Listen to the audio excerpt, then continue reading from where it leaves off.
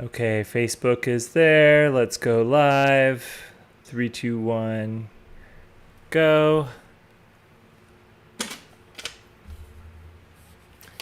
And just checking all of my connections. All right, it looks good. Welcome everybody to Porter Coaching Studio, aka my living room. My gracious wife has taken our baby that's 3 months old and in the nursery, formerly known as my office, next door to us. So that way I have this space. And welcome to day 8 of going live or eating dog food.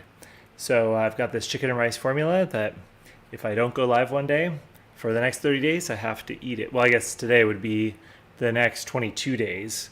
I'm not looking forward to this, so I'm trying my darndest to not have to eat the dog food.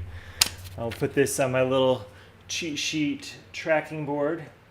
And so you might be wondering, how did I get here?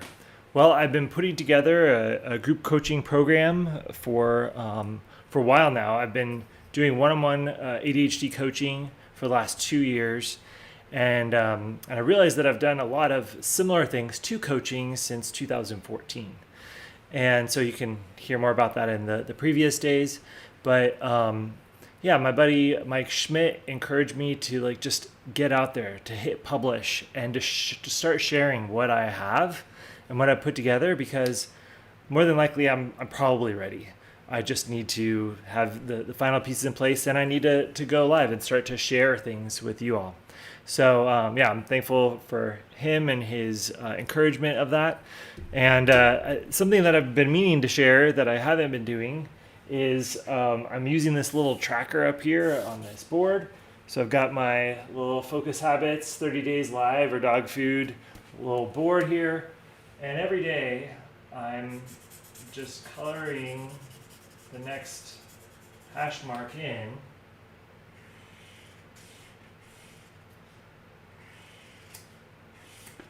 Okay, I'll clean that up after here. But that's actually one of the tenets of my ADHD coaching, is to make it visible. Whatever you're doing with ADHD and our executive functioning challenges, it can be so easy to forget things, to put it on the back burner, or to just completely let it slip our minds. And that's true of me. I have ADHD as well. And so I use this. I've got over here a board, probably on the last day, I'll show you just all of the sticky notes that I've got here that helps me to just see, oh yeah, what am I doing? And I need to do that. And then I've got all the rest of the day's sticky notes here with some dog hairs on it. Imagine that. All of these things to make it visible, so that way I'm reminded to do this, to go live, to be sharing this thing that I'm so passionate about, helping others like me that have ADHD. So I know the last 2 days I shared about develop a craftsman mindset was 2 days ago. Yesterday I shared about what was it called? The goals one. Not set your intention.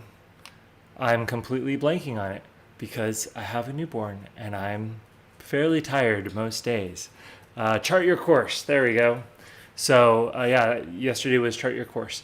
Today I'm going to be sharing the third habit in the series of 7 habits that I'm calling the 7 focus habits for an intentional life. And so today's habit is master time. And it's kind of ironic, because just before I was hitting record, earlier, probably 10 minutes prior, I had thrown some ziti into the oven to cook for my wife for lunches the next couple of weeks. And then I forgot to set a timer. And then I walked away and I was like, yeah, I'm totally going to forget about that. I really need to set a timer. And I just walked over and I started setting things up. And then I heard a little click in the oven. And I was like, oh, the oven's on. Why is the oven on? Oh, because just 10 minutes ago I put some ziti in there. I need to start the timer.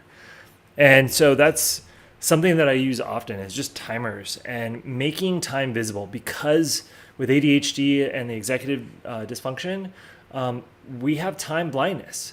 Not there may be a small chance that if you have ADHD, you may not have time blindness, but chances are you likely have that.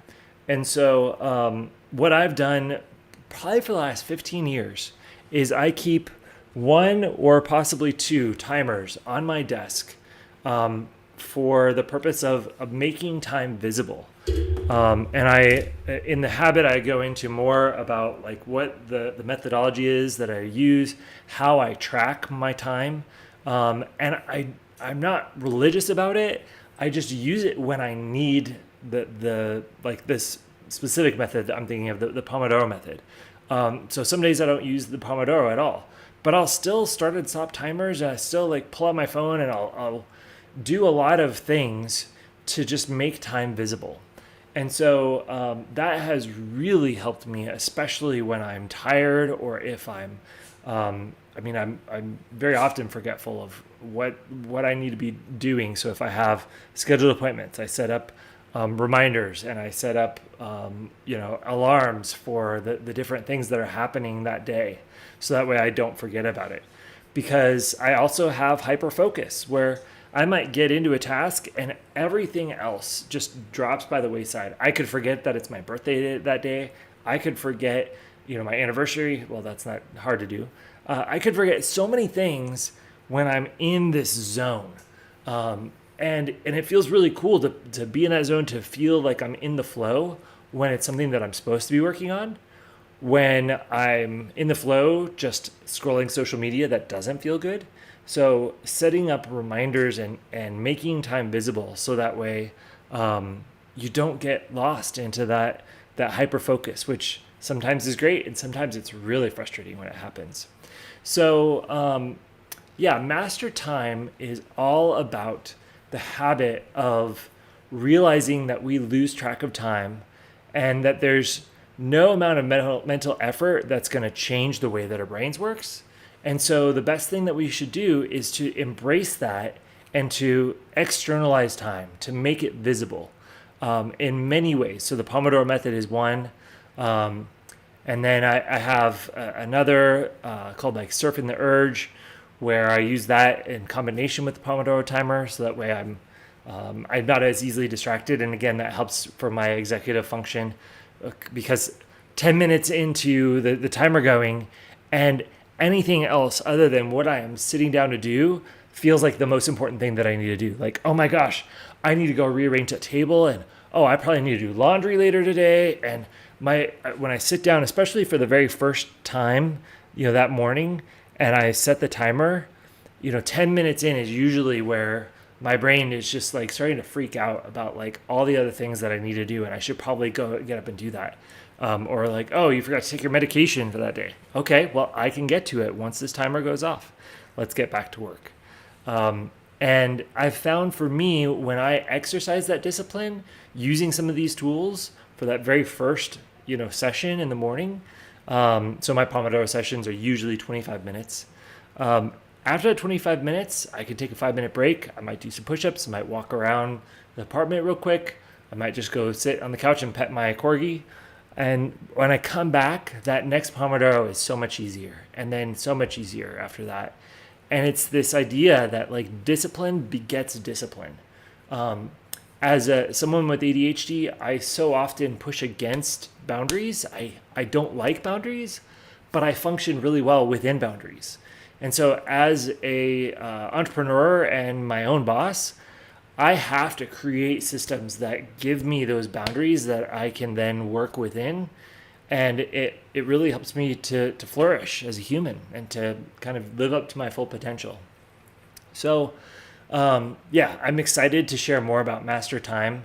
There's a lot to it, but I think especially for someone new that's starting out applying these things, there's a lot of tips and tricks to working through it and to figuring out how to make it work for you, because you can adjust and change it. It's especially helpful if you have me and my wife, or I've worked with a buddy that I was doing SEO audits on his website like 10 years ago. And I was doing the Pomodoro method and he started doing it. And so then we'd work for 25 minutes, we'd be heads down.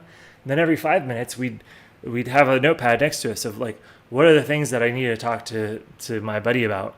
And then I'd pull out the notebook, and then we could talk for 5 or 10 minutes.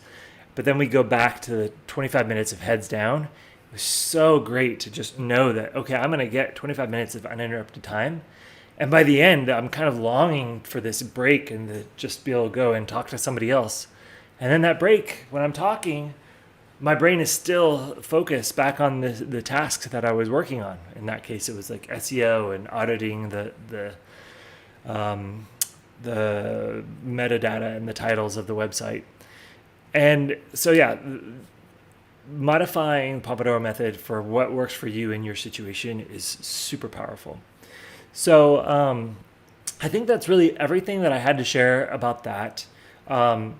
For the group coaching program, I'm super excited. I was telling somebody else, apparently I say super excited all the time too, but I was explaining somebody today at church because I was running the live stream and my friend was doing sound. And so I was explaining it all to him and like how it was going to work. And he's like, oh man, that sounds great. Like that's a really cool way of being able to interact with people and that would give you freedom and give them the ability to interact with you more frequently than just a one-on-one weekly appointment. I was like, yeah, you get it. It's pretty exciting. So yeah, I can't wait to share what that group coaching will look like. I mean, some of these videos, this live stream are sharing components of it. But as soon as it's ready to go, I'm going to be taking all the people that are on the wait list and sending them more information, inviting them to join. And for the first cohort, there's going to be a discount because I've not done a group coaching. I've done this all individually with people, but I haven't done it in this group coaching setting. So yeah, can't wait to share that with you. If any of this resonates with you, I'd love to have you join that coaching program. So sign up on the wait list. I'll put that as the first comment on this video, and it's on all the other videos. I went back through and added that comment. So yeah, can't wait to do that. And I really just appreciate you. Thanks for joining and for watching this. It's motivating for me to see that people are checking this out. And yeah, I will see you tomorrow. If I don't see you tomorrow, then this dog food is in my diet. Don't want that to happen. So I will, come hell or high water, I will be seeing you tomorrow and for the next 22 days until day 30. And hallelujah, I will be not eating that dog food. All right. Cheers. Instagram, you're going goodbye first. Goodbye. And all right, Facebook, goodbye. Thanks for joining. And YouTube,